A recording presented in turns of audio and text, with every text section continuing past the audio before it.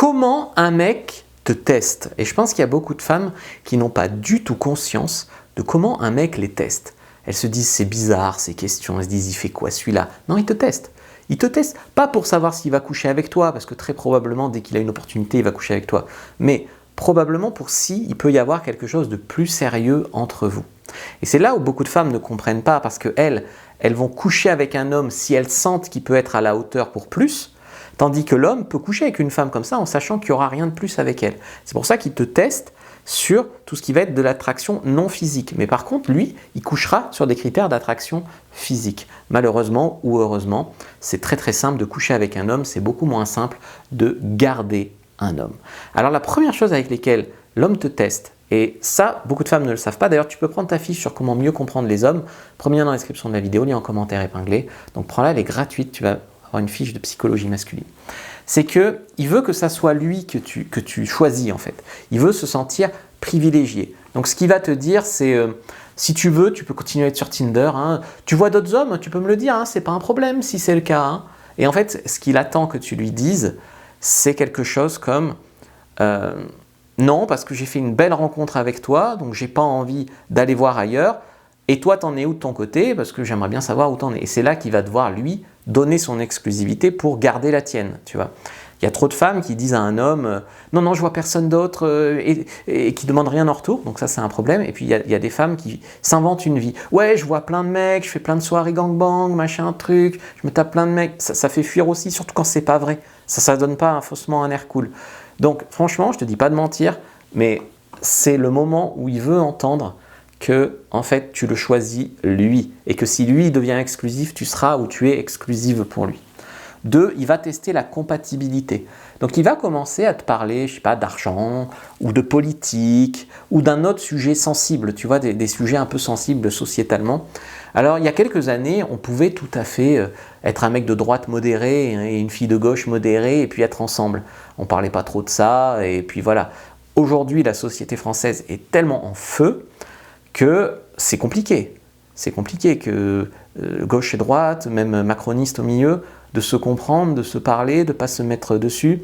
C'est vraiment très très compliqué. Donc quand il commence à te parler de ces sujets-là, sache que en fait, il rêve de trouver une femme qui a les mêmes idées que lui sur des sujets comme le vaccin, comme la politique, comme l'expatriation, comme la gestion financière, comme faire du black, comme voilà, toutes ces choses-là.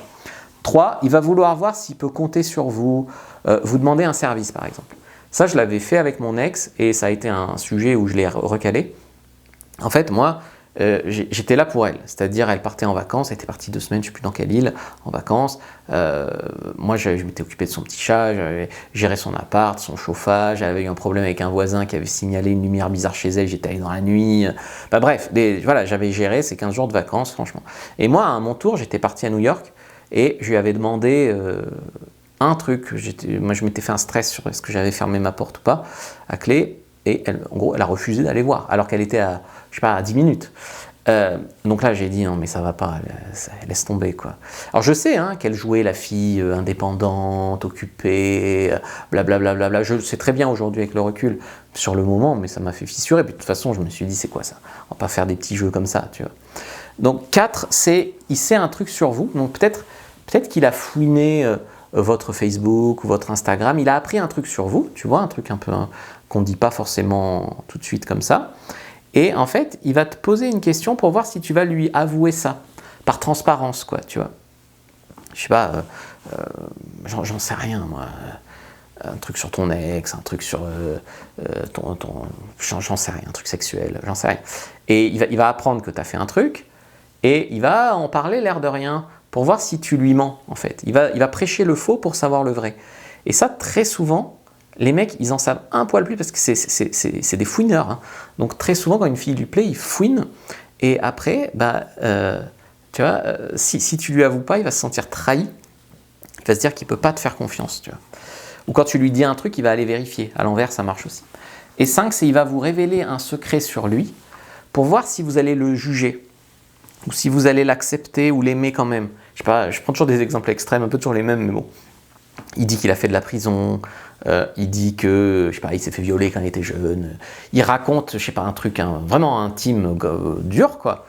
Et il veut voir si, ou il dit qu'il est bisexuel, ou qu'il fétichise des pieds, ou je sais pas, un truc, tu vois, comme ça. Et il veut voir si, en fait, c'est compatible avec toi. Si tu vas le juger, le soutenir, t'adapter, le rejeter, voilà. Et ça, c'est vraiment aussi un test. Toi, tu as l'impression de l'avoir rejeté parce que, je sais pas, il est fétichiste des pieds, tu trouves ça bizarre, mais lui, il a fait exprès de te dire ça pour voir si c'était compatible avec toi sur le long terme, parce qu'il n'avait pas envie de cacher son fétiche pendant très longtemps, tu vois. Donc ça, par exemple, il faut le savoir. Donc si tu veux mieux comprendre les hommes, clique sur le lien donc pour avoir ta fiche gratuite sur la psychologie féminine, like, commente, partage et regarde une autre vidéo avant de partir.